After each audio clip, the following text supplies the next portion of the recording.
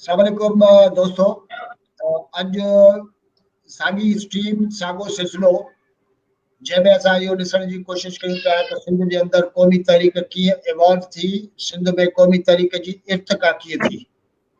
इन सिलसिले जो हिकु वधीक प्रोग्राम अॼु तव्हांजे साम्हूं हाज़िर आहे। साईं ख़ालिक जुणेजो साहब ऐं साईं अमानुल्लाह शेख साहब जन पाण मौजूद आहिनि पाण वटि।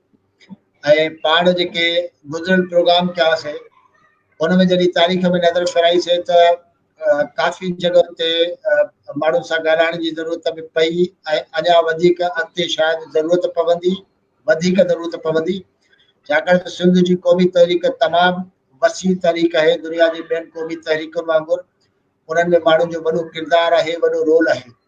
हिन एफर्ट जे ज़रिए असां कोशिश कयूं था त उनजी इब्तिदा खां वठी उहा कीअं फैली, उनजो सॼो इम्पैक्ट ऐं जेके सॼा इवेंट्स थिया आहिनि पाण कोशिश कंदासीं त हिन सिलसिले जे ज़रिए उहे तव्हांजे साम्हूं खणी अचूं। ऐं हिकिड़ो को इलेक्ट्रॉनिक क़िस्म जो बुक जेको आहे उहो ठही तयारु थिए ऐं शायदि तारीख़ में ॾिसण सां हिकिड़ो वॾो फ़ाइदो असांखे इहो पए थो त अॻिते सिंध जे हक़नि जे हवाले सां कीअं जिदोजहद थींदी, तारीख़ जे अंदरि किथे किथे ग़लतियूं थियूं, तारीख़ जे अंदरि किथे किथे तमामु वॾा इनक़िलाबी छाल आया, उहे सभई शयूं असांखे मुस्तक़बिल जे लाइ हिकिड़े सबक़ जे तौर ते असां वटि साम्हूं हुजनि थियूं। अॼु पाण ॿ शयूं जेके उन ते फोकस कंदासीं। हिकिड़ी शइ फोकस थी आहे त असां गुज़िरियल प्रोग्राम में गुफ़्तगू कंदे साईं यूसुफ लगारी साहब सां ॻाल्हायोसीं। लगारी साहब जो चवणु हुयो त हुननि GSM नौजवान महाज त ठाहियो हो, पर GSM महाज जी ज़िमेदारी जंहिंजो ज़िक्र साईं ख़ालिक जुणेजो ऐं अमानुल्लाह शेख साहब जन कनि था उहो ईअं न आहे। ऐं नई खेसि GSM महाज खे ऑर्गेनाइज़ करण जी का ज़िमेदारी साईं GM सईद साहब यूसुफ लगारी साहब ते रखी हुई। ऐं पाण पोइ इहो तय कयोसीं त साईं जूं घणियूं शयूं, घणा डिसीशन जेके आहिनि जॾहिं लिखण जे मरहल में ईंदा त उहा ज़िमेदारी साईं ताज जोए वटि हूंदी हुई। अॼु पाण कोशिश कंदासीं त साईं ताज जोए खां पुछूं त इहो इख़्तिलाफ़ या इहा जेका यादाश्त आहे इन में फ़र्क़ु छाजे करे आहे। साईं यूसुफ लगारी साहब तरदीद कनि था त हुननि खे का अहिड़ी ज़िमेदारी मिली हुई ऐं जॾहिं त अमानुल्लाह शेख साहब ऐं ख़ालिक जुणेजो साहब जेके ॿई यूसुफ लगारी साहब खां जूनियर आहिनि ऐं उन वक़्तु यंगर एज में हुआ ऐं शागिर्दी वारी जेका तहरीक हुई उनजो हिकिड़ो हिसो हुया, उन्हनि वटि इहा तारीख़ या इहा कहाणी इन नमूने सां छाजे करे आहे। गॾोगॾु ॿियो इशू जेको आहे, जेको तमामु वॾो इम्पोर्टेंट आहे, उहो आहे 1940 जी करारदाद। अॼु असां सम्झंदासीं त 1940 जी करारदाद जंहिंखे सिंध जे अंदरि क़ौम परस्त तहरीक में बि वॾी इम्पोर्टेंस, वॾी अहमियत हासिलु आहे, उहा बेसिकली आहे छा, छाकाणि त उन ते मुख़्तलिफ़ वर्जन्स आहिनि। ऐं GSM महाज जी जेका सॼी जिदोजहद आहे, छा वाकई उन जे बुण बुनियादनि मां हिकिड़ो बुनियाद 1940 जी तहरीक हो या न हो, इहो बि अॼु ॾिसण जी ज़रूरत आहे। साईं ख़ालिक साहब ऐं अमानुल्लाह शेख साहब, तव्हांजी इजाज़त सां जेकॾहिं पाण पहिरियों इशू क्लियर कयूं जेको साईं ताज जोए सां ॻाल्हाइण खां पोइ असांजे साम्हूं शायदि अची सघे थो, त पोइ पाण अॻिते वधी सघंदासीं। मुमकिन आहे त ताज जोयो साहब कुझु वधीक शयूं जेके आहिनि हिन प्रोग्राम में असां सां एक्सप्रेस कनि, असां सां शेयर कनि, जंहिं खां पोइ अॻिते वधूं। साईं सलाम अलैकुम। साईं ताज साहब मूं सां गॾु हिन वक़्तु ख़ालिक जुणेजो साहब ऐं अमानुल्लाह शेख साहब जन ॿई वेठा आहिनि। असां हिकिड़ी शइ ते अची मुंझायूं, उहा शइ इहा आहे त साईं GM सैयद साहब यूसुफ लगारी साहब ते हिकिड़ी ज़िमेदारी रखी त हू GSM महाज खे ऑर्गेनाइज़ कनि ऐं हुननि खे जनरल सेक्रेटरी बणाए वियो। यूसुफ लगारी साहब ते ऐं यूसुफ लगारी साहब जो इहो चवणु आहे त अहिड़ी का बि ज़िमेदारी सैयद मूं ते न रखी, साईं यूसुफ लगारी ते यानी कोन रखी। अमानुल्लाह शेख साहब ऐं ख़ालिक साहब जन चवनि था त इहा ज़िमेदारी साईं GM सैयद यूसुफ लगारी ते रखी त हुनखे जनरल सेक्रेटरी बणायो ऐं हुनखे महाज खे ऑर्गेनाइज़ करण जी ज़िमेदारी ॾिनी। ऐं हा असुल हक़ीक़त छा आहे, छाकाणि त साईं तव्हां खां फ़ैसिला लिखाईंदो हो, घणियूं शयूं लिखाईंदो हो, तव्हां पंहिंजी मेमोरी जे ज़ोर ते असां सां शेयर कयो त असुल किसो छा हो।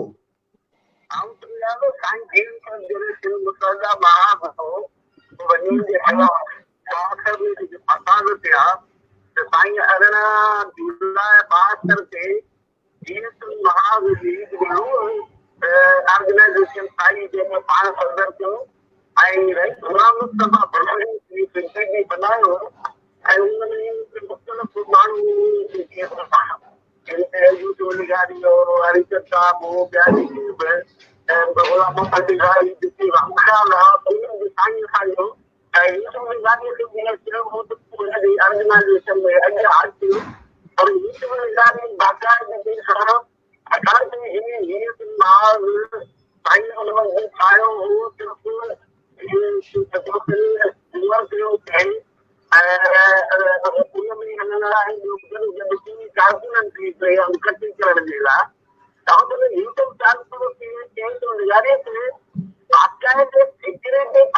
बनायो पर कम कर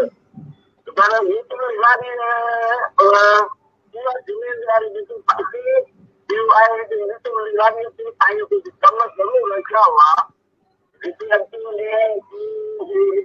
करे सघियो पर साईं हुनखे एतमाद कंदे चयो हो पर बाक़ाइदगी सां बिगड़े बि न थियो। अच्छा, इहा ॻाल्हि कयो था तव्हां 1972 जी। अच्छा, बाद में कॾहिं बि कंहिं मौक़े ते का अहिड़ी ज़िम्मेदारी जनरल सेक्रेटरी थियण जी सैयद यूसुफ लगारी ते रखी ही, या जीअं लगारी साहब चए थो त अहिड़ी का बि ज़िम्मेदारी कोन हुई?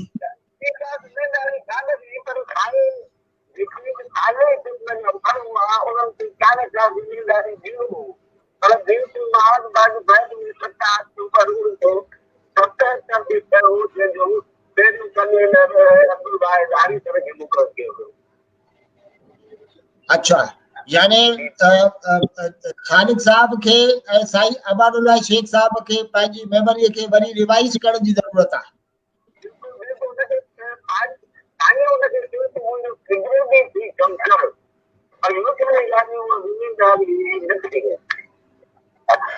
सेक्रेटरी थियण जी ज़िम्मेदारी साईं यूसुफ साहब न खई हुई।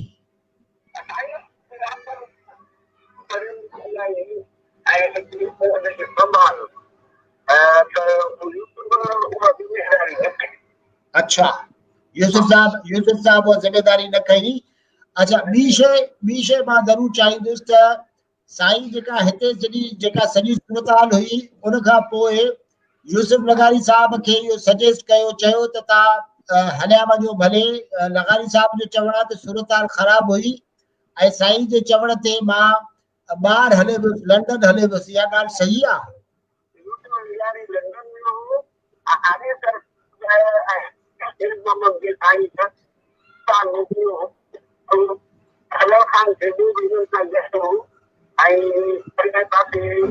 सरकारी गिरफ़्तार कयो हिननि ॿुधायो त गांधी साहब खे वञिणो आहे बांग्लादेश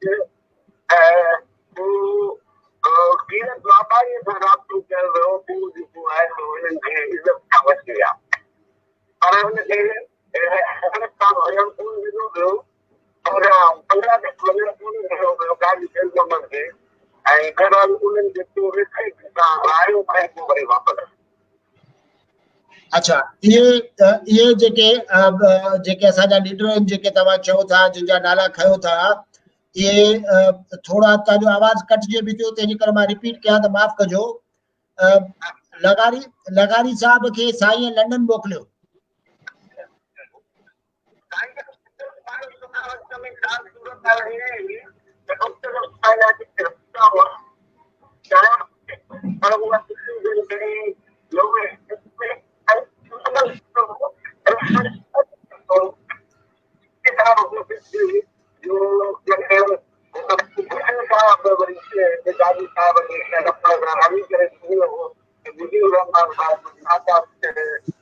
ठीक कराए पर साजी सुनम मुझे हलो मुझे हलो तेरी जगह साईं जो साहब पाण आवाज कटजे थो जेकर बात तव्हां सां ॿीहर राब्तो कया त वधीक बहितर थींदो।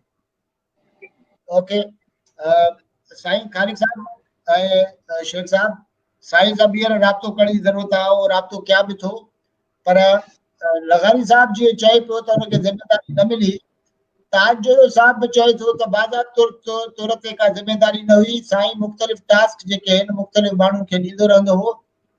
सेक्रेटरी थियण जी यानी साईं जो सेक्रेटरी थियण जी ॻाल्हि कई पर लॻानी साहब जेको आहे उहो रिफ्यूज़ कयो, यानी हिन जो मतिलबु आहे त तव्हांखे बि शायदि पंहिंजो वर्जन जेको आहे उन ते ॿीहर सोचणो पवंदो, मेमोरी ते वधीक ॾियणो पवंदो, या तव्हां अञा पंहिंजनि स्टेटमेंट्स ते क़ाइमु आहियो?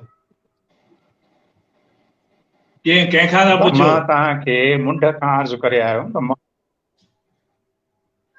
हाँ तव्हां ठीकु आहे अमानुल्लाह शेख कंहिंखां था साहब पुछो? हाँ जी स्टार्ट कयो, तव्हां ई स्टार्ट कयो साईं। हाँ मां तव्हांखे मुंड खां गुज़ारिश करे आयो आहियां त इन दौर में मां GSN महाज़ में या कंहिं बि सियासी अमल में रस्टिकेट थियण खां पोइ सरगर्म हुयुमि ई कोन, पर मां अख़बारुनि में इहे शयूं पढ़ंदो हुउमि। उतां मूं पढ़ियो हो त सकरन में हिकिड़ो इजलास थियो हो, उन में यूसुफ लिगारी आयो हो, यूसुफ लिगारी खे इहे ज़िम्मेवारियूं ते सौंपण जो कमु कयो वियो। इन खां वधीक मूंखे ॼाण कान्हे का। काल्ह मूंखे ताज जोयो जॾहिं जामशोरे में मीटिंग में मिलियो त मां ताज जोए सां इहा ॻाल्हि कढी हुई। ताज जोए चयो त हिन खां मूंखे कंहिं हद ताईं यादि हुजे या न, बहरहाल इहो हिते रिकॉर्ड हिन में हिते पियो आहे जामशोरे में जलाल शाह जे बंगले में, जितां इहो रेफर करे थो सघिजे पियो। तंहिंजे करे रिकॉर्ड सभ खां सही शइ हूंदो आहे। थी थो सघे पियो त असांजी मेमोरी ते अकॉर्डिंग टू एज को असरु पियो हुजे जो असीं हरू भरू हिन ॻाल्हि ते ज़िद कयूं, पर मां इहो थो चवां त मूंखे एतिरी ख़बर आहे, इन खां वधीक ख़बर कान्हे का। साईं खालिक साहब। साईं मां बि अमरा साहब जी ॻाल्हि खे अॻिते वधाईंदे पहिरीं असां चयो हो जेकॾहिं असांखे का कंफर्म ख़बर हुजे हा त पोइ त उहा ॻाल्हि मूं ई चयो हुयो त साईं जे लाइब्रेरीअ मां थी थो सघे का शइ मालूम थिए या मे बी ताज जोयो खे कुझु साईं लिखारायो हुजे चयो हुजे, हा न, तूं कंफर्म त न हुयो। मां इहो चवंदुसि मूंखे अफ़सोस सां चवणो थो पवे त ताज जोयो साहब बि तव्हां तारीख़ जे रिकॉर्ड खे क्लियर करण जी ॻाल्हि कयो था, उन तरह सां ॻाल्हि न कई, भली जे ॿुधंदो हुजे त बि ॿुधे। हीअ ॻाल्हि आहे मिड 70s 74 या 75 जी, थियो या न थियो पर इहा ॻाल्हि आहे 74 75 जी। हू ॻाल्हि थो करे 72 जी ऐं ॻाल्हि थो करे 77 जी। हू शायदि इन करे त हरीसर साहब जे पार्टीअ में आहे, तंहिं करे हुनखे हरीसर साहब बि नज़र थो अचे। अमाला साहब वेठो आहे 72 वारे इजलास में, अब्दुल वाहिद हरीसर कोन हो मौजूदु। ताज साहब इहे ई ग़लति बयानी ते करे तारीख़ जंहिंमें त उन में अब्दुल वाहिद हरीसर मौजूदु हो कोन हो उते। हीउ वेठो आहे मदद अली सिंधी उतड़े हुयो, शामल शाह हुयो, उहे ॿाहिनि या साईं लिखंदो हर शइ उते नाला लिखियल हूंदा।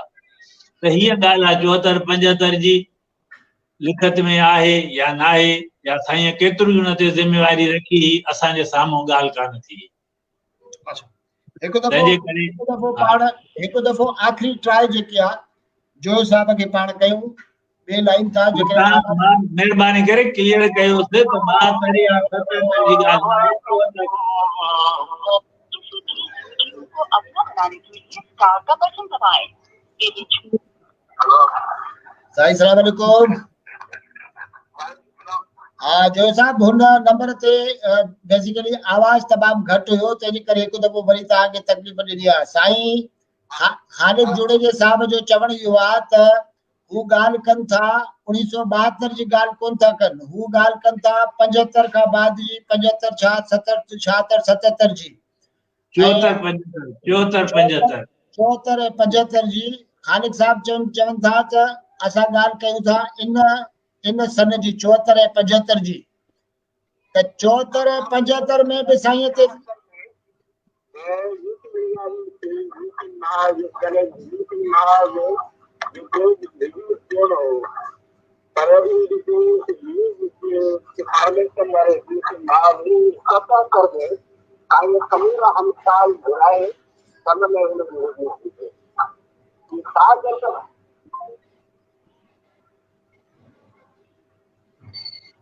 मुंहिंजे ख़्याल में त साईं अहिड़ी जॻह ते आहिनि जितां लाइन जेकी आहे उहा कटिजे थी सॼो। ऐं पाण साईं जो चवणु आहे त इन साल में त जीएसएन महाराज जो वजूद ई कोन हुयो। हाँ साईं, यानी तव्हां चओ था त 74 75 में जीएसएन महाराज जो को वजूद ई कोन हुयो।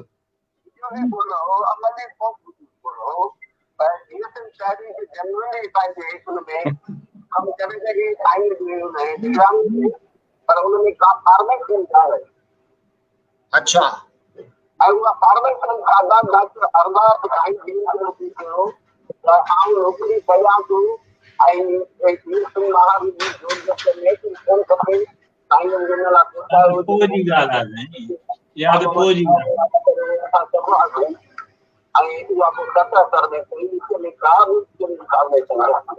अच्छा। ख़ालिक साहब जॾहिं लाइन वेंदो उहो चवनि था त इहा त बाद जी ॻाल्हि आहे।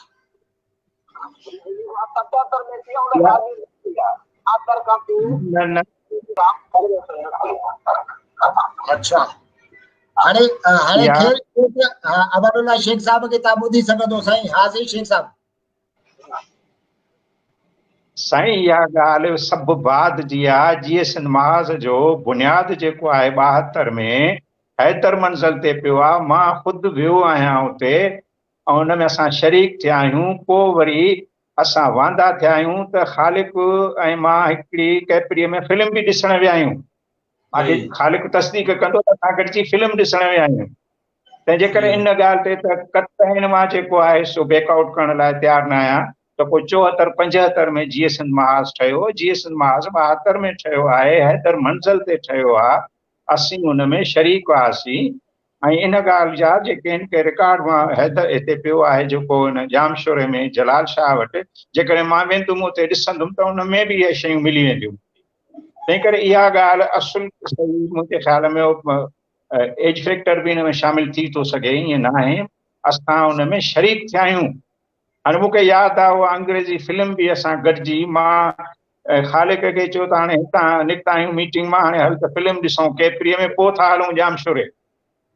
ऐं फिल्म जो नालो बिलो हार्ट बिलो कोल्ड। बिलो हार्ट बिलो कोल्ड।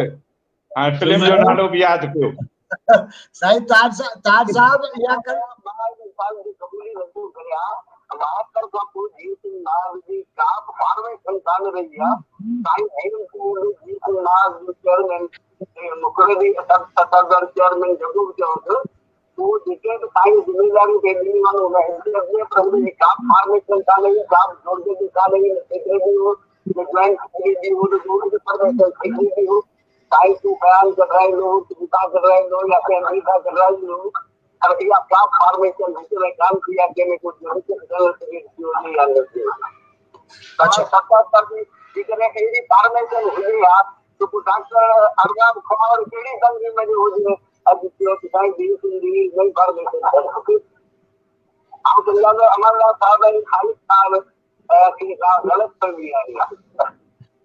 साईं मूंखे थोरो मौक़ो ॾियो, ॿ जुमलात मां क्लियरिफिकेशन कयां। मंदू साहब जी साईं।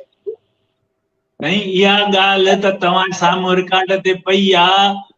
5 दफ़ा मां बि चई चुको आहियां अमाला साहब त जीएसएन महाराज 72 में ठहियो, पर उन खां पोइ ऑर्गेनाइज कोन हो, एक्टिव कोन हो। घणा दफ़ा पाण ॻाल्हि कई आहे, 3-4 दफ़ा कई आहे त मुतहरिक कोन हो, ऑर्गेनाइज कोन रहियो।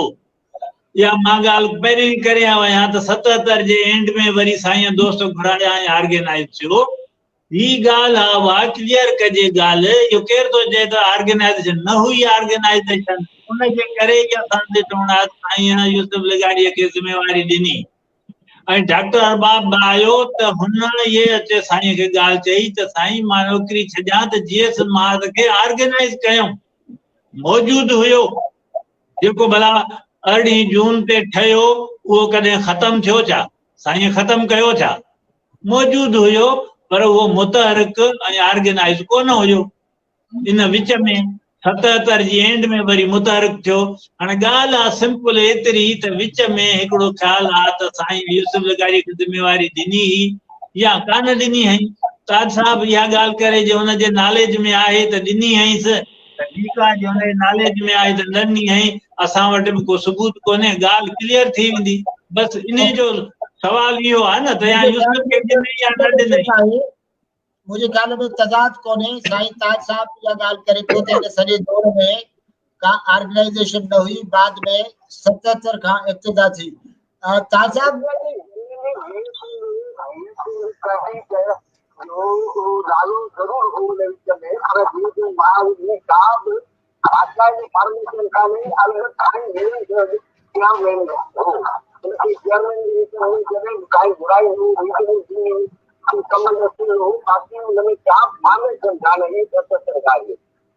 अच्छा, या गाल क्लियर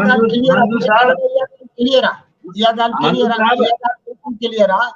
ताज साहब रुगो हिकिड़ी ॿी शइ ॿुधायो त ही जेके दोस्त ॿाहिरि विया, मिसाल कुझु दोस्त, हिकिड़ो वर्जन असांजो ॿुधो आहे त साईं जेको आहे उहो तहरीक जे फैलाव जे सिलसिले में कुझु माण्हुनि खे ॿाहिरि मोकिलियो त हू वञी राब्ता कनि ऐं सिंध जो केस विढ़नि।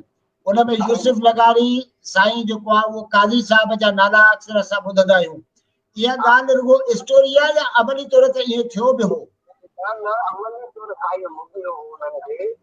मूंखे यादि आहे त ख़राब मोकिलियो वियो, पर नालो काई उन मुख़्तलिफ़ हिते असांजा मुल्कनि में हुआ, काई उन्हनि सां राब्ता करण खे चाहिया त घणी पंहिंजी शादी कंहिंखे त उन जी सूरत में उन में असांखे ॿारहें सतह ते असांजा पंहिंजा पंहिंजा हवाले सां मौजूदु थी वञनि। अच्छा, केड़न मुल्कन में साईं माण्हुनि खे मोकिलियो साईं?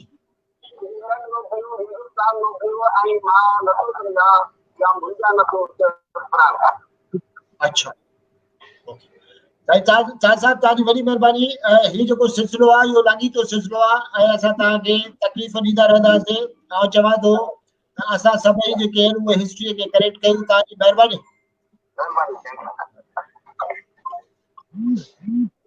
मां हिकिड़ी थोरी मंज़ूर थोरी तव्हांखे हिकिड़ो सबूत ॾियां।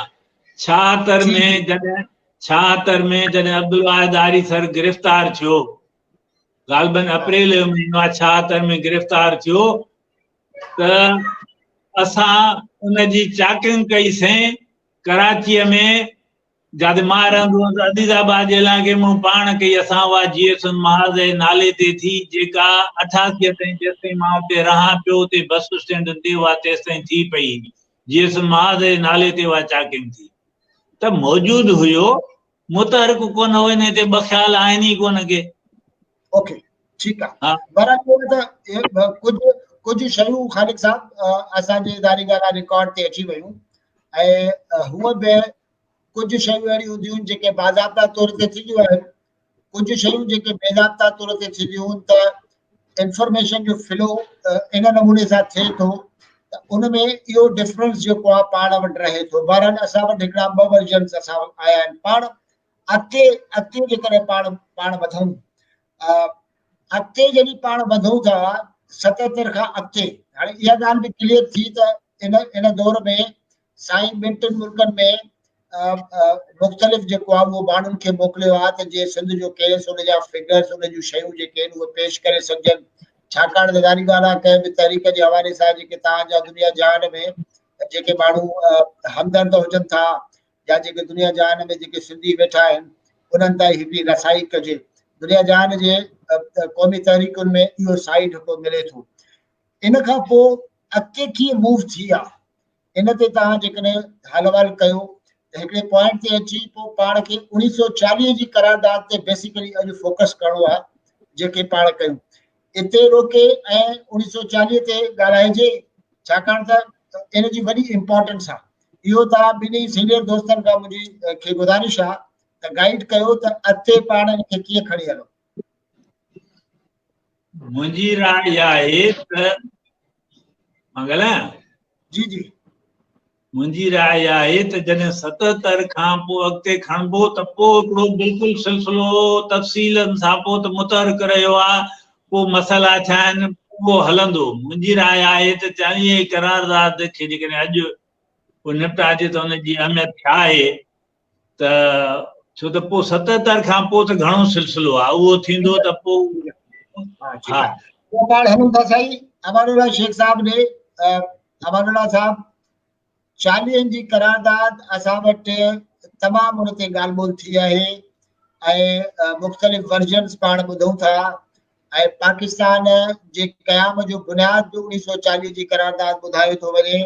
उहो बि माण्हू पाकिस्तान में जेकॾहिं अॼु बि मीनारे पाकिस्तान ते वेंदो त मीनारे पाकिस्तान ते अॼु बि करारदाद पाकिस्तान लिखियल आहे। इहो बि ॿुधंदा आहियूं त 1940 जी करारदाद 3 सालनि खां पोइ जेको आहे उन में तब्दीली आई। 1946 में बि असां चेंज ॿुधंदा आहियूं। 1940 जी करारदाद एग्जैक्टली आहे छा? अमानुल्लाह शेख साहब मुंहिंजो ख़्याल मुंहिंजी राय आहे, मां ॻाल्हाइण लाइ त तयारु आहियां, पर मां चवां पियो त 1940 जे करारदाद जे मामले में तमामु जुदागाना हिकिड़ी सिटिंग कई वञे, छो त 1940 जो करारदाद को ओचितो पैदा कोन थियो आहे। उन जे पुठियां अलाहाबाद में अलामा इक़बाल जी कयल तक़रीर जेका आहे उन खां अॻु में उहा उनखे असांखे ॾिसणो पवंदो ऐं सर सैयद अहमद जी जेका पंहिंजो सोच ऐं सियासी सोच हुई उनखे असांखे ज़ेरे बहस आणणो पवंदो। उन खां पोइ वरी जॾहिं पाकिस्तान जे लाइ रिज़ोल्यूशन साईं GM सैद सिंध असेंबली में पेश कयो आहे उनखे ॾिसणो पवंदो, इन सभिनी शयुनि खे ॾिसणो पवंदो। त इहो ओचितो असां 1940 जे करारदाद ते मां ॻाल्हाइण लाइ तयारु आहियां, पर इन जे बैकग्राउंड में जेसि ताईं न वेंदासीं तेसि ताईं असांखे ख़बर न पवंदी। असां अवां वटि अॼु अलाए केतिरो टाइम आहे मूंखे ख़बर कान्हे का, पर मां सम्झां थो पियो त इन लाइ जेकॾहिं जुदा रखो त सही आहे, न त जेकॾहिं शुरू था कयो त बिस्मिल्लाह, मां ॻाल्हाइण लाइ तयारु आहियां।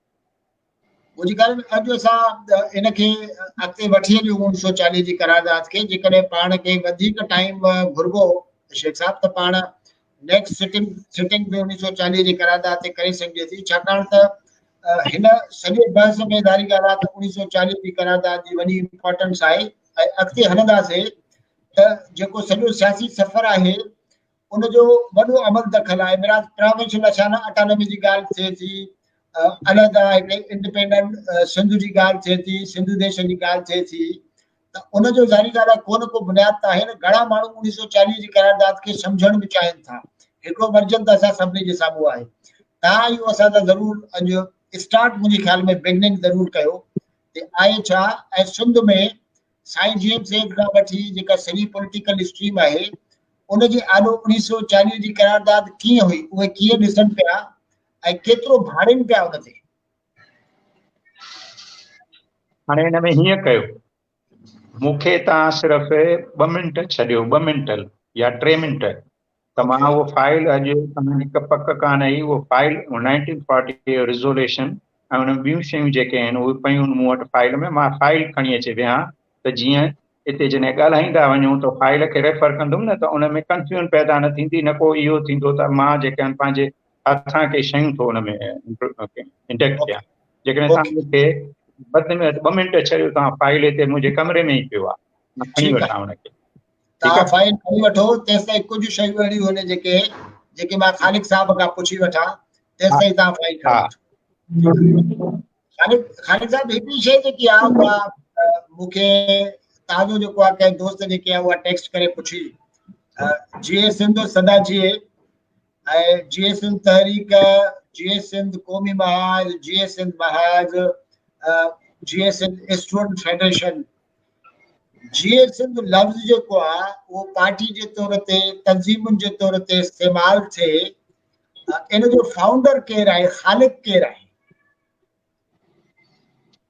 साईं इहो त मां पहिरें ॾींहुं ॻाल्हि करे वियो हुयुसि त इहो लफ़्ज़ त कामरेड हैदर भाई जतोईअ जे शहर में आयो, ठीकु आहे।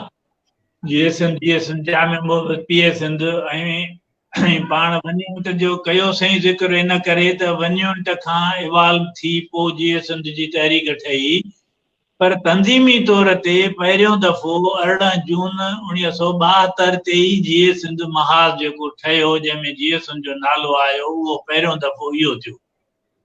न सारी उन खां अॻु में जीए सिंध स्टूडेंट फेडरेशन हुई ऐं उन खां अॻु में जीए सिंध नौजवान महाज। पर इहे जीए सिंध जो लफ़्ज़ आयो हैदराबाद जतोई जेका, पोइ ठहियो जीए सिंध नौजवान महाज, पोइ ठही जीए सिंध स्टूडेंट फेडरेशन ऐं पोइ ठहियो जीए सिंध महाज। अच्छा, ओके। जीए सिंध स्टूडेंट फेडरेशन जेकी आहे, जीअं पाण पहिरियों बि ॻाल्हाए चुका आहियूं, जेसि ताईं पाण 1940 ते कयूं, कुझु शयूं जेके आहिनि असांजे यंगर जनरेशन जे लाइ थोरी जेकर रिपीट करणी पवनि। जीए सिंध स्टूडेंट फेडरेशन बाज़ाब्ता तौर ते उनजी हिकिड़ी ब्रीफ जेका फाउंडिंग आहे, उनजो जेको ठहणु आहे, उनजे कुझु जेको आहे उहो कंहिं हिस्ट्री ते थोरो असां सां ब्रीफ ज़रूरु शेयर कयो त जेके असांजा यंगर जनरेशन आहे उन्हनि सां हिकिड़ी रिफ्रेश थी वञे। जीए सिंध स्टूडेंट फेडरेशन ठहण जे लाइ तव्हां जेकॾहिं चवंदो कीअं ठही, त या त अमाला शेख खां वठो, या मदद अली सिंधी खां वठो, या शामन शाह खां वठो, जेके माण्हू हुन में सरगर्म हुया। मां हुन महिल सरगर्म न आहियां। ओके, मां तव्हांखे पहिरीं ॾींहुं ॿुधाए चुको आहियां त हिन दौर में मां क़ौमी तहरीक जो हमदर्द हुयुसि। मां बाक़ाइदे हुन में जेको आहे सो पोइ 71 में यूनिवर्सिटीअ में अचण खां पोइ आयो आहियां। त इहा ठही उहो त मां ॿुधायां थो भई कीअं ठही, कहिड़ा कहिड़ा माण्हू आहे, छा थियो, इहे माण्हू तव्हांखे ॿुधाए सघनि था।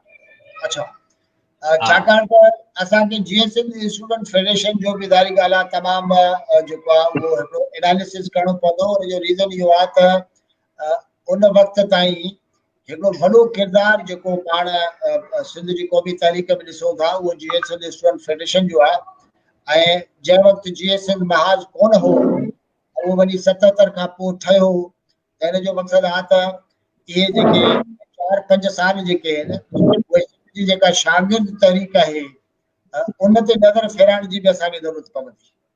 हा, सही आहे, बिल्कुलु फेराइणु खपे।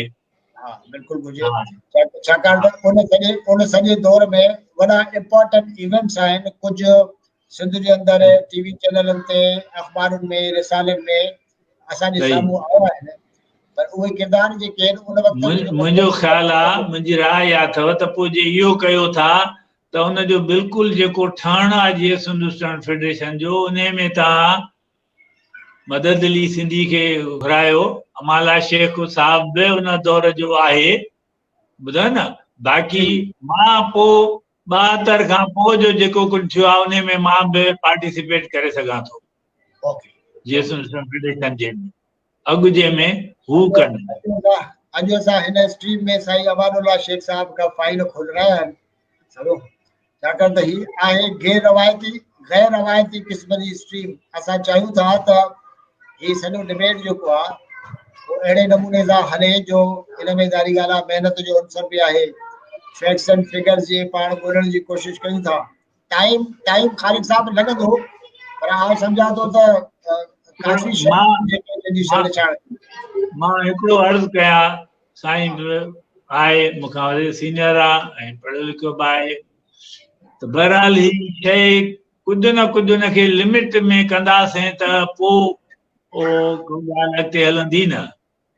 हाणे जेकॾहिं जीअं साईं चयो असां पंहिंजे सर सैद अहमद ख़ान खां ऐं जमालुद्दीन अफ़गानी खां वठूं त ॻाल्हि लॻंदी सही, पर पोइ त घणी थींदी। मुंहिंजे ख़्याल में 40 जी करारदाद उनजो जेको इमीडिएट बिफोर कहिड़ी ॻाल्हि थी आहे, उतां खां जेकॾहिं कजे त कुझु त भई 40 जी करारदाद आहे छा आहे हुन में छा पिया चवणु चाहिनि। ऐं पोइ जेको आहे क़ौमी तहरीक में अमानुल्लाह शेख साहब जलालुद्दीन अफ़गानी खां न शुरू कंदो, इहा ॻाल्हि तव्हांजी सही आहे, पर मां इहो चाहियां थो त हिकिड़ो ब्रीफ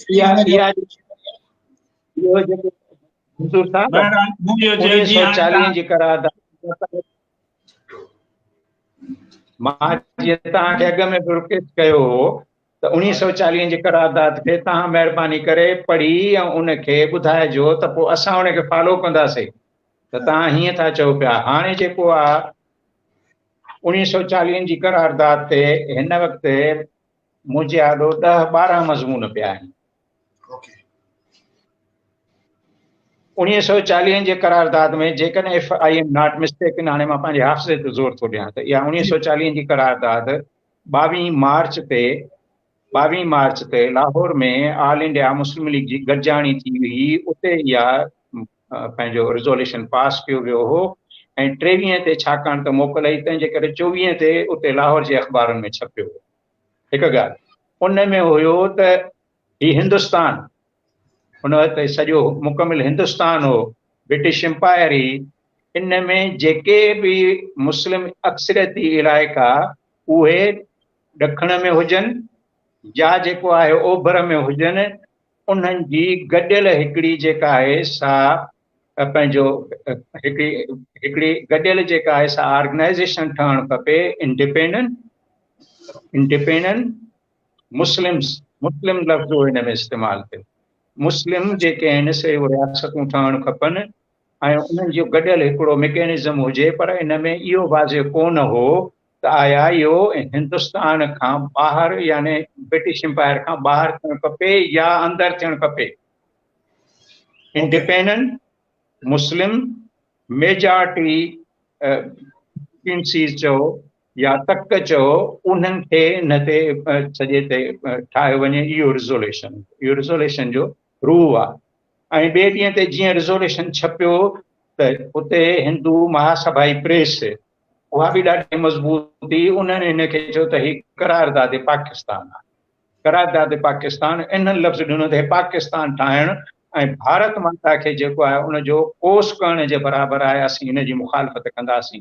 हितां इहो लफ़्ज़ जेको आहे सो पोइ क्वाइन थियो या हिन जी सिके जी अहमियत थी, ऐं पोइ इहो पाकिस्तान रिज़ोल्यूशन। पर उन रिज़ोल्यूशन खे पहिरियों दफ़ो जंहिं माण्हू काउंटर कयो, उन माण्हू जो नालो आहे त सर सिकंदर हयात, यूनाइटेड पंजाब जो वज़ीर आज़म। उन सर सिकंदर हयात पंहिंजी जेको आहे स्टेटमेंट ॾिनी त करारदाद लाहौर, उनखे करारदाद पाकिस्तान न चयो, करारदाद लाहौर में जेको कुझु ॾिनो पियो आहे, असां जेको जिन्ना साहब खे उमाणियोसीं ड्राफ्ट, उन ड्राफ्ट जी मिटी पलीत करे ही जेको आहे यूपी ऐं सीपी माइंड ज़हन जी पैदावार आहे। असां ईअं न चयोसीं, असां चयोसीं त democratic, independent and secular status, democratic, independent and secular status. ही मां तव्हांखे थोरो ॾेखारियां थो पियो, उहा पॉलिसी स्टेटमेंट हुनजी पई आहे, हिन जी सर सिकंदर हयात जी। उन पॉलिसी स्टेटमेंट में तुम वटि आहे, ही तव्हां ॾिसो, हीअ पॉलिसी स्टेटमेंट, या मां कढी आहे फोटो कॉपी करे, ये पॉलिसी स्टेटमेंट आहे। इन पॉलिसी स्टेटमेंट में हुन चयो त असां ईअं चयो ई कोन्हे, सॼो जेको करारदाद लाहौर खे हाईजेक कयो वियो आहे। उन खां पोइ वरी 43 में, यानी ही त हिकिड़ो अवाम जे मजमूए लाहौर रिज़ोल्यूशन पास कयो। उन खां पोइ 1943 में मुस्लिम लीग काउंसिल जो दहलीअ में इजलास घुराए ऐं उते चयो वियो त इहा टाइप जी मिस्टेक ही, ग़लती ही, जेका मीनार पाकिस्तान ते बि लिखियो पियो आहे, त हीअ टाइप जी ग़लती ही, असां स्टेट्स लफ़्ज़ न चयो होसीं, पर स्टेट लफ़्ज़ चयो होसीं। असां स्टेट लफ़्ज़ चयो होसीं। उन करे आऊं तो सम्झां थो त जेको करारदाद पाकिस्तान था चऊं अॼुकल्ह, या लाहौर रिज़ोल्यूशन था चऊं, इहो जेको हो कांग्रेस खे काउंटर करण जे लाइ हिकिड़ो रिज़ोल्यूशन हो। इन जी इन खां वधीक का नथी थी सघे। इन में ज़ाहिरी कोन्हे को त इहे जेके independent states within the premises of the British Empire रहंदियूं या आज़ाद थींदियूं। हलो उनजो अञा ॿियो तजुर्बो था कयूं, जेको कयोसीं असां तजुर्बो। ईस्ट पाकिस्तान हिकिड़े पासे, वेस्ट पाकिस्तान ॿिए पासे। हिकिड़े पासे ईस्ट पाकिस्तान थियो उन ज़माने में, ॿिए पासे जॾहिं ईस्ट बंगाल हो, पोइ उनखे ईस्ट पाकिस्तान ठहियो। इहे जेके आहिनि ॿ स्टेट्स ठहियूं, उन्हनि स्टेट्स जो पाण में का बि हम आहंगी न थी सघी, पॉलिटिकल कोऑर्डिनेशन न थी सघी। बांग्लादेश जहिड़ो सानियो वजूद में आयो। उन करे मां वरी बि थो रिपीट कयां त इहो अखियुनि जो ड्रॉ आहे। इन जी का बि जेका आहे सॉलिड फुटिंग ते इन जी का बि ख़ासि एॾी अहमियत बीहे कोन थी। ऑटोनॉमी बिल्कुलु बर्निंग इशू आहे पाकिस्तान जो अॼु बि। इन तो चाहता ऑटोनॉमी ना है पाकिस्तान में मां पंहिंजी मुताबिक तो चवां त जे खालिद साहब का इते मां रिएक्शन जरूर पुछां तव्हांजी इन ॻाल्हि ते। खालिद साहब, साईं जो जेको मौक़िफ़ आहे 1940 जी करारदाद ते, तव्हांजो मौक़िफ़ छा आहे खालिद साहब? ऐं जीए सिंध तहरीक एज़ अ होल ऐं साईं जीएम सईद खे या जेके ॿिया सरगर्म लीडर हुया उन्हनि खे तव्हां 1940 जी करारदाद खे कीअं रीड कंदे ॾिठो? हू 1940 जी करारदाद खे छा सम्झंदा हुआ? मंजूर साहब, हाणे शयूं असां हिकिड़ो थींदो आहे को माण्हू तहक़ीक़ करे, तारीख़ ते तहक़ीक़ करे किताब लिखे त उहो उन जो आस पास मुख़्तलिफ़ माण्हुनि जा मौक़िफ़, मुख़्तलिफ़ माण्हुनि जूं शयूं उहे खणी अचे। असां था कयूं जी बुनियाद असांजे इन सॼी गुफ़्तगू जो आहे सिंध जी क़ौमी तहरीक। माना जंहिं बि शइ खे असां खणूं था त उहो जीअं सिंध जी क़ौमी तहरीक जे हवाले सां। त 40 जी करारदाद बि जॾहिं असां खणूं था त बाबा क़ौमी तहरीक जे हवाले सां 40 जी करारदाद जी कहिड़ी अहमियत, त उनखे हिकिड़ो भई असां छा था साबित करणु चाहियूं। शयूं जेके शेख साहब चयूं हिन सां एतिराज़ कोन्हे को, इहे ईअं थियूं, पर छा पोइ त हाणे मां थो हिन ते थोरो मूंखे टाइम ॾिजो, मूं बि हिन ते कमु कयो आहे। पहिरीं ॻाल्हि त इन जी तारीख़ जी मां दुरुस्ती कयां त 23 तारीख़ या करारदाद पेश थी ही, ॿुधो अथई, 23 मार्च ते पेश थी ही, 2 ॾींहं जो कन्वेंशन हो ऐं 24 तारीख़ ते पास थी ही। त उसूली तौर ते 24 तारीख़ हुजणु खपे, पर 23 जंहिं ते पेश थी उहा तारीख़ काउंट थी कजे। हिकिड़ी ॻाल्हि त इहा हुन जी। जेको हिन में मुस्लिम लफ़्ज़ आहे, मां मुख़्तसर में तारीख़ जे डिघे में न वेंदुसि, उन जो तत्व थोरो ॻोल्हियां त इन महिल ताईं मुस्लिम लीग ॿिनि ख़ितनि में मुतहरिक, हिकिड़ो बंगाल ऐं हिकिड़ो यूपीसीपी। पंजाब में त जीअं साईं चयो यूनियनिस्ट पार्टी हुई, 46 तोणी जना साहब जो पहिरीं कोन पियो खुपे। सिंध में साईं जीएम सैद अचण खां पोइ मुतहरिक थियण लॻी 41 42 इन दौर जे में, पर हुई ॿिनि हंधनि ते, यानी बंगाल ऐं यूपीसीपी। हाणे जॾहिं कांग्रेस या आई आहे त बंगाल जे लीडरनि जो हुयो त टोटली कया करारदाद ऑटोनॉमी जे इशू ते हुजणु खपे ऐं सेक्युलर जीअं हुजणु खपे। जॾहिं त जेके यूपीसीपी वारा हुआ उन्हनि जो हुयो त हिनखे इस्लाम जे बुनियाद ते कयो वञे, ऐं ही जेका करारदाद पास थी आहे या कंप्रोमाइज़ फार्मूलो आहे बंगाल ऐं यूपीसीपी वारनि जो। त कंप्रोमाइज़ ईअं आहे त हिन में इस्लाम जी ॻाल्हि कान्हे, इस्लामी निज़ाम जी ॻाल्हि कान्हे का, पर मुस्लिम अक्सरियत वारा इलाइक़ा, हाणे मुस्लिम लफ़्ज़ ॾेई यूपीसीपी वारनि खे राज़ी हुयो, बाक़ी सॼी करारदाद जेका आहे उहा ऑटोनॉमीअ ते आहे। ऐं मूं वटि ही किताब आहे, टेक्स्ट मां खणी आयो आहियां। ही किताब आहे Pakistan resolution to Pakistan 1940 to 1947, ऐं हिन जो अहमियत इहा आहे त हिन जो मुआग नज़रे पाकिस्तान जे वॾे हिकिड़े दानिश्वर इश्तियाक हुसैन कुरैशीअ लिखियो आहे। माना घटि में घटि पूरो पाकिस्तानी जेके माण्हू उहे हिन खां इनकार न कंदा। ठीकु आहे। हाणे इन में जेको लाॻापियल हिसो आहे उहो मां रुॻो पढ़ां थो, उहा पहिरां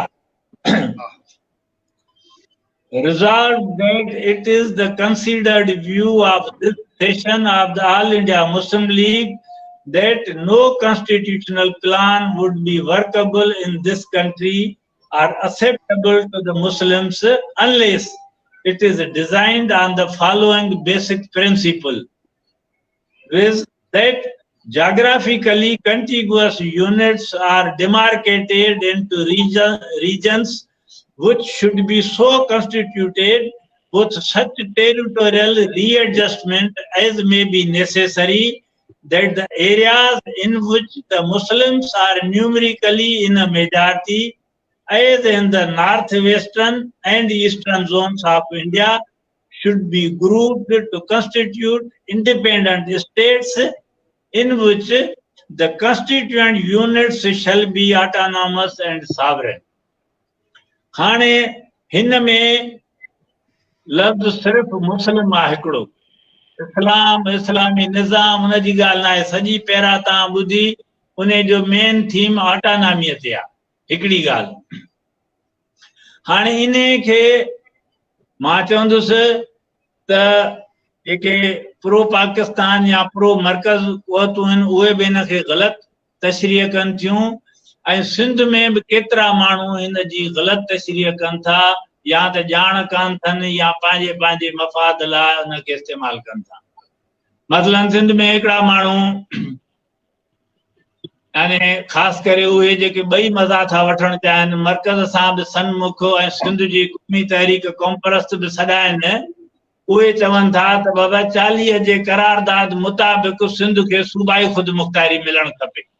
हाणे मूं तव्हांखे पढ़ी ॿुधायो हिते किथे बि न सूबे जो ज़िक्र आहे न सूबाई ख़ुदि मुख़्तारी जो ज़िक्र आहे। हिते लफ़्ज़ सॉवरन लिखियल आहे, ऐं इहो तव्हां जेकॾहिं चाहियो त वरी भली कंहिं प्रोग्राम में इंटरनेशनल रिलेशन्स जे कंहिं माहिर खां पुछिजो त सॉवरनिटीअ जी माना छा आहे।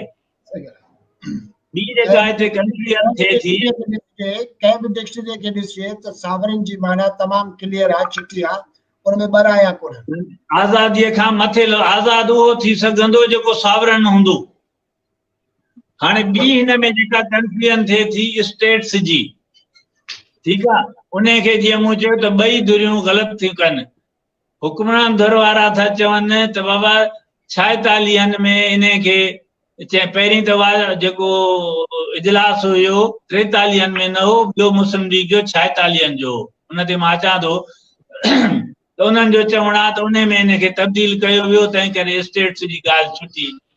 हिते वरी कुझु दोस्त चवंदा आहिनि त माना ही जेके यूनिट्स आहिनि, जीअं मसलन सिंध आहे या पंजाब आहे, इन्हनि जे लाइ इंडिपेंडेंट स्टेट्स जो लफ़्ज़ इस्तेमालु कयो वियो, इहा बि ग़लति ॻाल्हि आहे। स्टेट्स ॿिनि जे लाइ चयल आहे, हिन में लिखियो पिया as in north west and east, माना होॾे बंगाल ऐं आसाम ऐं हेॾे हे 4 इहे 2 इंडिपेंडेंट स्टेट्स हूंदियूं। स्टेट्स इन्हनि लाइ हुयो, in which the constituent unit shall be sovereign and autonomous। इन्हनि ॿिनि स्टेट्स जे अंदरि जेके constituent units यानी ही जेको हिस्सो आहे त हिन में सिंध पंजाब उहे सावरन हूंदा। हाणे पहिरीं ॻाल्हि त इहा आहे त जेको 46 में इहो चवनि था त उन में तरमीम कई वई, मूं वटि ही पियो आहे, उहा बि मूं वटि हिकिड़े हिन किताब में 46 वारी बि लिखियल आहे, लेजिस्लेटर जेको पास कई हुई। त पहिरीं ॻाल्हि त इहा आहे त ही 40 जी जेको करारदाद आहे इहा मुस्लिम लीग जी जनरल काउंसिल जी, यानी सॼे हिंदुस्तान जे मुस्लिम लीग जा जेके नुमाइंदा उन्हनि जो इजलास आहे, माना वॾे में वॾो इजलास।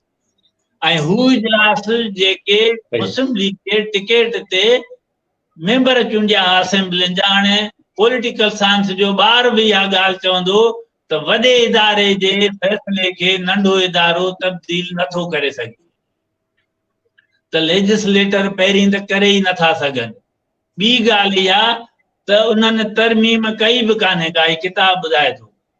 अच्छा, हा, तरमीम जी ॻाल्हि कीअं थी?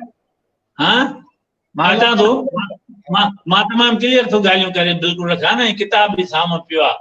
चओ त वाह पढ़ी ॿुधाइनि, 2-3 मिंट ज़ाया थींदा, चओ त पढ़ंदुसि।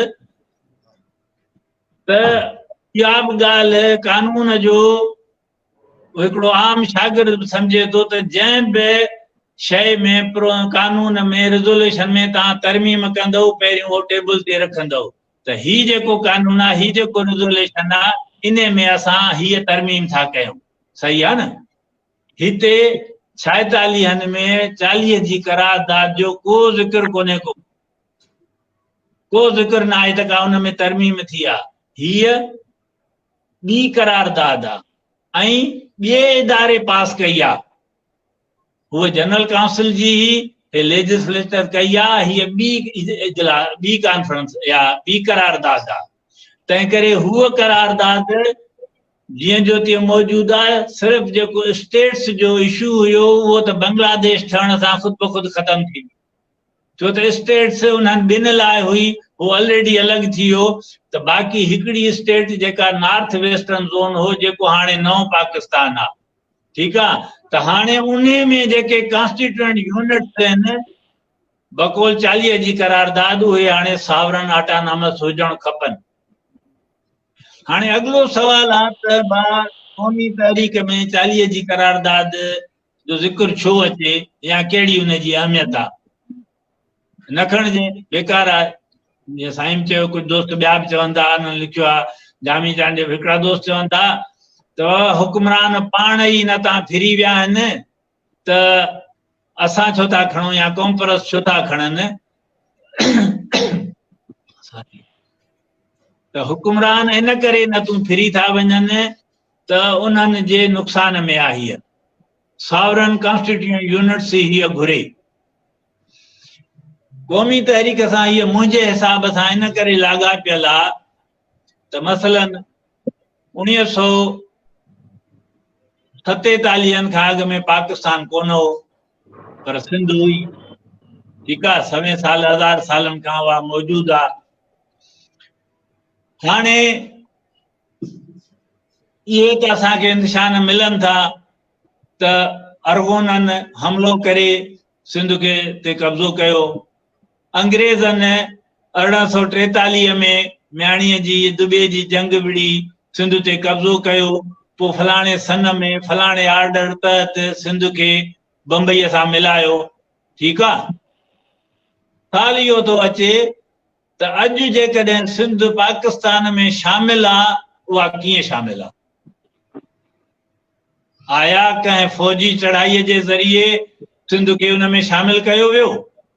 छो त जॾहिं अॼु दुनिया गंढियल आहे, दुनिया पुछंदी त कहिड़े उसूल तहत, मतिलबु अॼु असांजे सिंध जे लाइ हक़ ख़ुद इरादत जी ॻाल्हि था कयूं, त दुनिया पुछंदी त बाबा सिंध डिज़र्व करे थी हक़ ख़ुद इरादत, ऐं कहिड़े बुनियाद ते? दुनिया त पाकिस्तान खे हिकिड़ी स्टेट थी सम्झे। त असांखे साबित करणो पवंदो त सिंध कीअं अलॻि तौर ते हिकिड़ी एंटिटी आहे ऐं पाकिस्तान में उहा कीअं आहे। त पाकिस्तान सां सिंध जे वाबस्तगीअ जो 40 जे करारदाद खां सवाइ ॿियो को टूल कोन्हे को त कीअं शामिल थिए। उन बुनियाद ते ई वारी पॉइंट इंपॉर्टेंट आहे। इन जो मक़सदु आहे हिकिड़ो सवाल, हिकिड़ो सप्लीमेंट्री इहो आहे। साईं जीएम सैयद ऐं ॿिया उहे लीडर जेके सिंध जी क़ौमी तहरीक जा लीडर रहबर जेके उहे सम्झा वञनि था ऐं आहिनि, छा उहे 1940 जी करारदाद खे एतिरी अहमियत ॾींदा हुआ जेका तव्हां सम्झो था? छा मां इहो सवाल उथारे सघां थो त सिंध जी क़ौमी तहरीक जो हिकिड़ो बुनियाद जेको आहे 1940 जी करारदाद ते आहे? हाणे ॻाल्हि ॿुधो अथई, इहो सुठो सवाल आहे, पर तूं बि क्लियर थियणु खपे। हाणे जीअं उन जी ॻाल्हि थी त जॾहिं जीएस मां जंहिं में ठहियो, अमाला साहब चयो त गुफ़्तगू जेका थी पए 40 जी करारदाद जे पस मंज़र में थी पए, ऐं उन ॾींहुं जेको माद जो मंशूर रखियो वियो, उनजी वसफ़ ई त सिंध जी सियासी सकाफ़ती इक़्तिसादी आज़ादी, ठीकु आहे।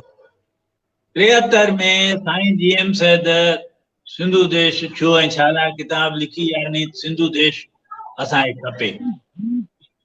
उन जी साईं पाण ई हिकिड़े हंधि वज़ाहत कई आहे त सिंधु देश मां मुंहिंजी मुराद छा आहे। साईं चए थो वज़ाहत कंदे त सिंध माज़ीअ में मुख़्तलिफ़ दौरनि में मुख़्तलिफ़ हुनजी जाग्राफियाई हैसियत रही आहे। सिंधु देश जी जॾहिं ॻाल्हि मां कयां थो, माना उन मूं आहे त अॼोकी सिंध जी आज़ादी, इहा वज़ाहत कई अथई। हाणे उन ॾींहुं बि मूं चयो त सिंध हिकिड़ो ज़रई आहे, चइजे नीम ज़रई, भला दोस्त चवनि त इलाइक़ो आहे ऐं हे जेको जदीद नेशनलिज़म आहे इहो सरमाएदारी दौर जी पैदावार आहे। उन दौर में साईं जीएम सैद खे इहो सबूत करे दुनिया खे मञराइण त सिंधी बिल्कुलु हिकिड़ी क़ौम आहे जेका ॿियनि वांगुरु आज़ादीअ जो हक़ रखे थी। साईं उन ते कमु कयो। हाणे इहा ॻाल्हि आहे त सिंध खे आज़ादी मिलणु खपे, उनजो हक़दार आहे। हाणे सवाल थो अचे त उहा कीअं मिलंदी, कहिड़नि बुनियादनि ते? आलमी दुनिया खे मालिक साहब इन सवाल खां पहिरियों हिकिड़ो ॿियो सवाल आहे जेको मां साईं अमानुल्लाह शेख खां पुछंदुसि तव्हांजी इजाज़त खां। शेख साहब सवाल इहो आहे त 1940 जी करारदाद साईं जीएम सैयद ऐं ॿियनि लीडर्स लाइ केतिरी इम्पोर्टेंट हुई, तव्हांजो ख़्यालु छा आहे? ॿी ॻाल्हि इहा आहे त जॾहिं जीएस सिंध महाद जी ॻाल्हि कजे थी त उनजो जेको मंशूर जी पाण ॻाल्हि कईसीं त सियासी सकाफ़ती ऐं मुआशी आज़ादी, छा सिंध जी जेका आज़ादी जी ॻाल्हि कयूं था यानी जाग्राफिकली हिकिड़े अलॻि रियासत जी ॻाल्हि कयूं था, उहा जीएस सिंध महाद जे मंशूर सां मैच खाए थी? छा ॿिन्ही में हिक ॿिए जी रिफ्लेक्शन आहे? छाकाणि ॻाल्हि असां आज़ादी जी था कयूं पर ॻाल्हि कयूं था मंशूर में सियासी सकाफ़ती ऐं मुआशी आज़ादी। त इहा शइ मूंखे सम्झायो। अमानुल्लाह शेख साहब तव्हांजो छा ख़्यालु आहे?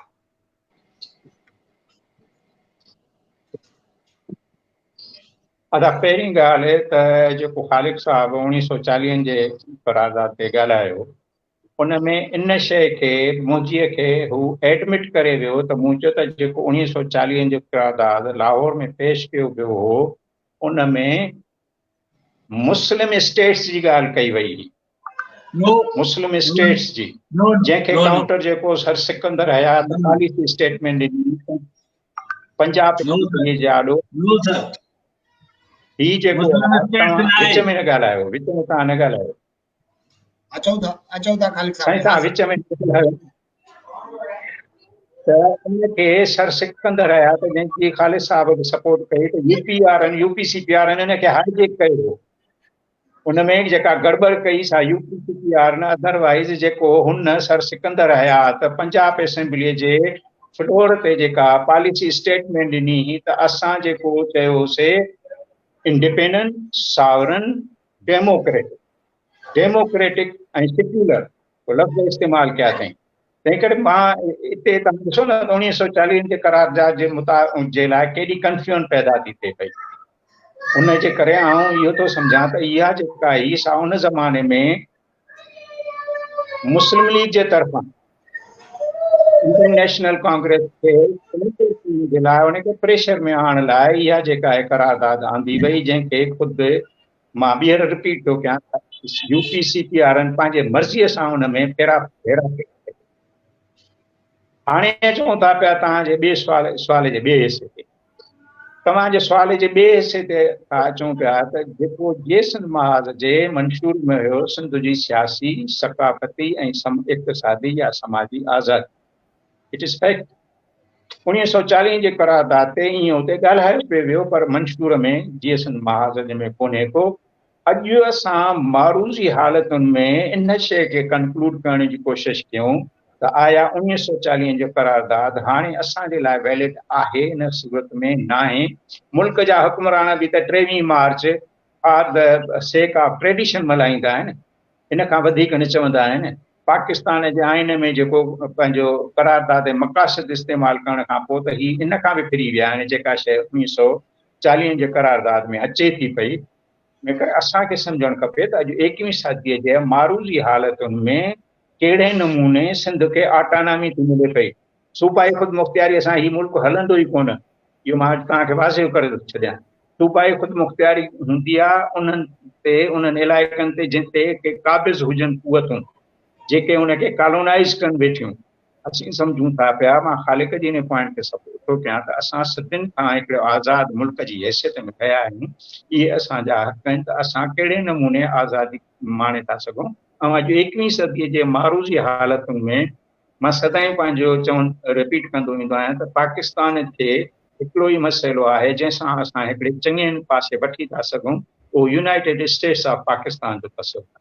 तंहिं करे आउं इते दम थो कयां पियो त 1940 जी करारदाद ख़ुदि उन में जेके आहिनि अमेंडमेंट्स ऐं हाईजेकिंग कयूं वयूं, उहे हिन वक़्तु असांखे को बि उन मां अहिड़ो दग नथो मिले पियो जंहिंखे असां चऊं त हा 1940 जे करारदाद ते अमल। पाण हिकिड़े हिन सॼे बहस जे हिकिड़े तमामु इम्पोर्टेंट बोर्ड ऐं तमामु इम्पोर्टेंट जॻह ते पहुता आहियूं, बावजूद हिनजे त काफ़ी शयूं जेके पाण फैलाए चुका आहियूं। 1 कलाक जी ट्रांसमिशन थी वई आहे। मां इहो चाहींदुसि त हिन बहस खे ख़ासि तौर ते हिकिड़े नए प्रोग्राम नए स्ट्रीम में जेकॾहिं पाण खणी वञूं त वधीक बहितर थींदो। मां तव्हां ॿिन्ही खां पुछो त साईं जेम्स साईं जेको आहे उहो 1940 जी तहरीक खे कीअं ॾिसंदो हो। साईं 1940 जी तहरीक जी हर कंहिंजी पंहिंजी डेफिनेशन आहे। उहा GSN महाज जे मंशूर सां कीअं मुताबिक़त में आहे ऐं जेकॾहिं सियासी ऐं मुआशी ऐं सकाफ़ती जेका आज़ादी आहे उनजो मतिलबु सिंध जी जाग्राफी आज़ादी त न आहे सारी ॻाल्हि, पर ॻाल्हि इहा त साईं जेम्स साईं हा साईं मंज़ूर साहब ॾिसो ॻाल्हि ॿुधो, इहो तव्हां न चओ त सिंध जी सियासी सकाफ़ती इक़्तिसादी आज़ादी जी माना आहे त जाग्राफी आज़ादी कान्हे, ज़ाहिर आहे इहो बिल्कुलु न आहे। सियासी आज़ादी हूंदी आहे, दुनिया जूं तहरीकूं खणी ॾिसो तव्हां, उन्हनि जे में तव्हांखे जाग्राफी आज़ादी अलॻि तौर ते मिलंदो ई कोन। अच्छा, ऐं बाक़ी जेकॾहिं अॼु तव्हांजो वक़्तु थी वियो आहे घणो त भली हुनजे ते हिन ते अञा घणी ॻाल्हाइण जी ज़रूरत आहे। ऐं सवाल मार्गो हिकिड़ी पॉइंट थो रखां जंहिं ते ॻाल्हाइजे, वरी थो मां चवां त असां हिन ते 40 जी करारदाद ते उहा कीअं आई उन ते हिकिड़ो तहक़ीक़ी मक़ालो था लिखूं त उहा उन में किथां थी कयो कई साज़िश कई छा कई, या असां इन एंगल सां था ॾिसूं त बुनियादी तौर क़ौमी तहरीक आहे असांजो, क़ौमी तहरीक में हिन जी का अफ़ादियत आहे या उनखे फ़ाइदो आहे या आज़ादीअ जी ॻाल्हि सां हीअ मुताबिक़त रखे थी या उनजे ख़िलाफ़ आहे। इन्हनि शयुनि ते ॻाल्हाइजे न। करे इहो जीअं तव्हां ॿिन्ही ॻाल्हि कई हिकिड़ी ऐं तव्हां ॿिन्ही में इन हवाले सां हिकिड़ो कॉन्सेंसस मौजूदु आहे, उहा इहा त 1940 जे ठाराह खे हर धुर पंहिंजे इंट्रेस्ट पंहिंजे ऑब्जेक्टिव अचीव करण जे लाइ यूज़ कयो आहे या रखियो आहे। न इहो मां ईअं नथो चवां। सवालात पहिरीं ॾिसो, सियासत में ॻाल्हि करे मां चई वियुसि त सियासत में ॾे वठि थींदी आहे। हर हंधि हर हिकु माण्हू पंहिंजो नुक़्ते निगाह ॾियण जी कोशिशि कंदो आहे। कम्युनिस्ट पार्टीअ जी हिस्ट्री पढ़ो, उते जेको आहे स्टालिन पंहिंजी ॻाल्हि खे वधाइण थो चाहे त ट्राटस्की पंहिंजी खे वधाइण, इहे थींदियूं। आख़िर थियो छा? जेको थियो आहे उनजी अहमियत छा आहे? अॼु जी सिंध जी क़ौमी तहरीक में आया का अहमियत आहे या न आहे? उहा फ़ाइदो थी ॾिए या उहा नुक़सान थी ॾिए या ग़ैर इन्हनि शयुनि ते ॻाल्हायूं न असां। जेका ठही हीअ इनजे पोयां ॿुधो इनजे पोयां छा हुयो, आख़िर हीअ पास थी आहे। ऐं हिन में जीअं साईं चयो, मां थोरी त मुस्लिम स्टेट्स नो, हिन में मुस्लिम स्टेट्स जी ॻाल्हि न आहे, बिल्कुलु लफ़्ज़नि जी अहमियत हूंदी आहे हिते। ऐं सही आहे त इहा करारदाद गॾियल हिंदुस्तान में ई, पर हिन मुल्क जे हुक्मरान पाण था चवनि त पाकिस्तान जो बुनियाद 23 जी करारदाद आहे। ठीकु आहे, असां सियासत था कयूं, असां अमली सियासत था कयूं। ॿुध, मां जेको आहे मां हिकिड़ो सियासी कारकुन आहियां, मां आयशा जलाल न आहियां त मां हुनजो उहो कयां त हुन कहिड़ो पेपर ॾिनो, हुन कहिड़ो पेपर ॾिनो, हुन उते छा ॻाल्हायो, हुन छा ॻाल्हायो। हिकिड़ो ऑथेंटिक पेपर आहे जंहिंजे वजूद खां कोई इनका मुंहिंजा जेके मुखालिफ़ आहिनि, माना मज़बूत पाकिस्तान जा हामी जेके मुंहिंजा मुखालिफ़ आहिनि, उहे बि हुन ते एग्री ॾियनि त मां उहो तो दलील खणा। वकालत में साईं मूंखां सीनियर वकील आहे, हिकिड़ो बुनियादी उसूल उस्ताद सेखारींदा आहिनि त तव्हां जेकॾहिं पंहिंजे मुखालिफ़ वारो आर्गूमेंट एडॉप्ट कंदव, तव्हां केस आसानीअ सां खटी सघंदव, छो त हुन ते मुखालिफ़ बि एतिराज़ न कंदो, हुनखे काउंट न कंदो। त ही उहे चवनि था हाणे असांखे फ़ाइदो ॾिए थो, नथो जे खाइण खपे न खाइण खपे इने ते ॻाल्हि थियण खपे। अमानुल्ला शेख साहब वारो आर्गुमेंट जेको आहे उहो इस्तेमालु करे सघिजे थो ऐं तव्हां वारो आर्गुमेंट बि इस्तेमालु करे सघिजे थो त जॾहिं त पाकिस्तान जा ख़ालिक बि इहो इस्तेमालु कनि था असां बि इस्तेमालु कयूं पर नेक्स्ट पाण डिस्कशन खे इतां ई वठंदासीं। ॿ शयूं वॾियूं इंपॉर्टेंट आहिनि असां वटि असांजे सॼे हिन माहौल में 1940 जी क़रारदाद ऐं ॿी ॻाल्हि कई त तव्हां ॿिन्ही हिकिड़ी ॻाल्हि जेकी आहे उहा मूंसां चिठी साईं जीएम सेठ जे हवाले सां पंहिंजी मेमोरी मूंखे न ॿुधाई त साईं बज़ाते ख़ुदि पाण 1940 जी क़रारदाद ते ख़ासि तौर ते उन वक़्तु कीअं बीठो हो जॾहिं हुन सिंधु देश जी ॻाल्हि कई। इहो पाण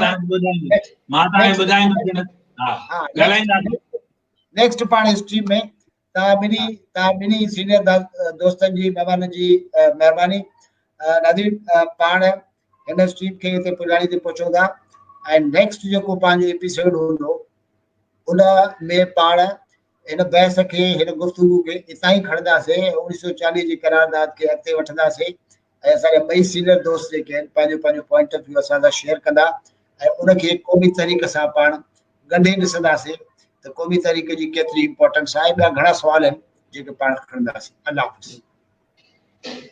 मतिलबु 1940 जेको आहे अञा 2 प्रोग्राम हलंदो।